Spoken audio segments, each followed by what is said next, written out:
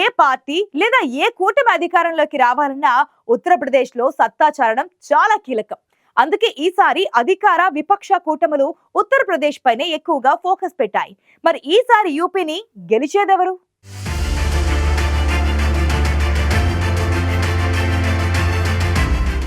యూపీలో ఈసారి ఎన్డీఏకు విపక్ష కూటమి నుంచి గట్టి పోటీ తప్పదా?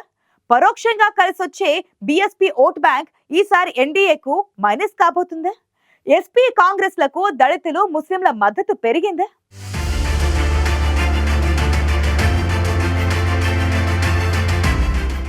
కేంద్రంలో వరుసగా 2 సార్లు బీజేపీ అధికారంలోకి రావడంలో ఉత్తరప్రదేశ్ కీలక పాత్ర పోషించింది. అందుకే ఈసారి కూడా యూపీపైనే ఎక్కువ ఆశలు పెట్టుకుంది బీజేపీ. ఈసారి యూపీలో దాదాపు 75 సీట్లను కైవసం చేసుకుని మరోసారి కేంద్రంలో భారీ మెజారిటీతో అధికారాన్ని చేజిక్కించుకుంటామని బీజేపీ భావిస్తోంది. ఇందుకు కారణాలు లేకపోలేదు. యూపీలో రామమందిరం నిర్మాణం, డబుల్ ఇంజిన్ సర్కార్ హయాంలో జరిగిన నిర్మాణాత్మక కార్యక్రమాలతో గతంలో కంటే అధిక స్థానాలను కైవసం చేసుకుంటామని ధీమాగా ఉంది బీజేపీ.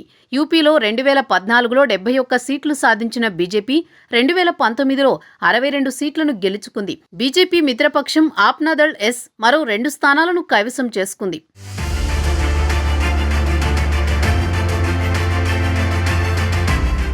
2024 లోక్సభ ఎన్నికల్లో యూపీలోని మొత్తం 80 సీట్లలో ఎన్డీఏ కూటమి 75కు పైగా స్థానాలను కైవసం చేసుకుంటుందని కమలనాథులు ధీమాగా ఉండగా, కాదు 50 సీట్లకే పరిమితమవుతుందని విపక్ష కూటమి పార్టీలు చెబుతున్నాయి. కాంగ్రెస్ అగ్రనేత రాహుల్ గాంధీ ఏకంగా యూపీలో విపక్ష కూటమి తుఫాన్ రానుందని, 50 సీట్లను తాము గెలుచుకుంటామని చెబుతున్నారు.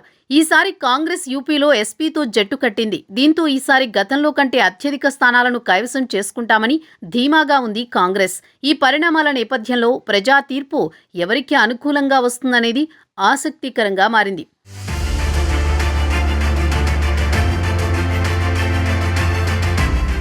ఉత్తరప్రదేశ్లో బీజేపీ నేతృత్వంలోని ఎన్డీఏ, ఎస్పీ నేతృత్వంలోని ఇండియాల మధ్య పోటీ కేంద్రీకృతమై ఉండగా, మాయావతి సారథ్యంలోని బీఎస్పీ ఒంటరిగా పోటీ చేస్తోంది. అసదుద్దీన్ ఓవైసీ ఎంఐఎం కూడా యూపీలో ఓ స్థానిక పార్టీతో కలిసి తన ఉనికి కోసం పోరాడుతోంది. విపక్ష కూటమితో పోలిస్తే పలు సామాజిక వర్గాలను ఎన్డీఏ కూటమి తమ వైపుకు తిప్పుకొన్నప్పటికీ ఈసారి గతంలో లేనంతగా బలమైన పోటీని ఎదుర్కొంటోంది. ఇందుకు ప్రధాన కారణమేంటంటే గతంలో ప్రతిపక్ష ఓట్లను చీల్చిన బీఎస్పీ రోజురోజుకు బలహీనపడుతోంది.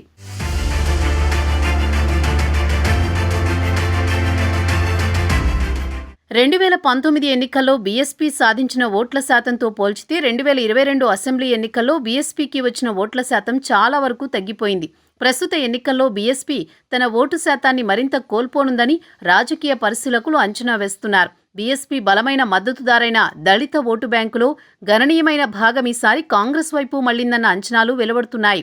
ఓవైపు బీఎస్పీ ఓటు శాతం తగ్గిపోవడంతో ప్రతిపక్ష ఓట్లు చీలే అవకాశాలు కూడా తగ్గిపోతున్నాయి. బీఎస్పీ ఓట్లు కాంగ్రెస్ వైపు మళ్లడంతో విపక్ష కూటమికే వారి మద్దతు దక్కనుంది. దీంతో ఈసారి యూపీలో అధికార విపక్ష కూటముల మధ్య గట్టి పోటీ తప్పదని అంచనాలు నెలకొన్నాయి.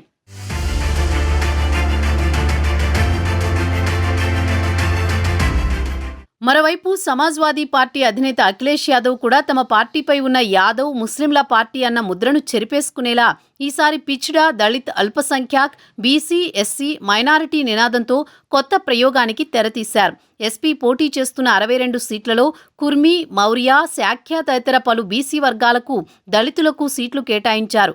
ముస్లిం ఓటర్ల సంఖ్య గణనీయంగా ఉన్న నియోజకవర్గాల్లోనూ హిందూ అభ్యర్థులనే అఖిలేష్ నిలబెట్టి బీజేపీ హిందూ ముస్లిం వ్యూహాన్ని ఎదుర్కొనే ప్రయత్నం చేశారు. మరోవైపు పలు నియోజకవర్గాల్లో బీఎస్పీ ముస్లిం అభ్యర్థులను బరిలో నిలిపింది. 20 సీట్లలో ఎంఐఎం తలపడుతోంది.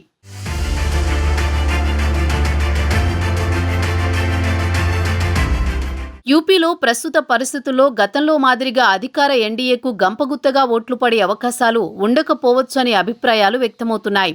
ఎందుకంటే ఎస్పీ సారథ్యంలోని విపక్ష కూటమి ఈసారి ఎన్డీఏకు గట్టి పోటీని ఇవ్వడంతో పాటు వీలైనన్ని ఎక్కువ సీట్లను కైవసం చేసుకునే విధంగా వ్యూహాత్మకంగా వెళుతోంది. అంతేకాదు తమకు పరోక్షంగా కలిసి వచ్చే బీఎస్పీ ఓటు బ్యాంకు సైతం కాంగ్రెస్ వైపు మళ్లిందని అంచనాలు బీజేపీ నేతల్లో గుబులు రేపుతోంది. ఇలాంటి పరిస్థితుల్లో గతంలో మాదిరిగా ఎన్డీఏ సత్తా చాటుతుందా, లేక ఈసారి అధికార కూటమికి ధీటుగా విపక్ష కూటమి సీట్లను కైవసం చేసుకుంటుందా అన్నది ఉత్కంఠగా మారింది.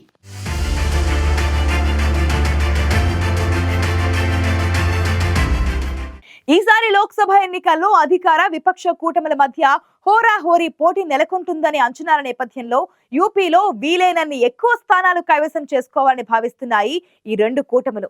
మరి వీరిలో ప్రజలు ఎవరికి పట్టం కట్టారో చూడాలి మరి.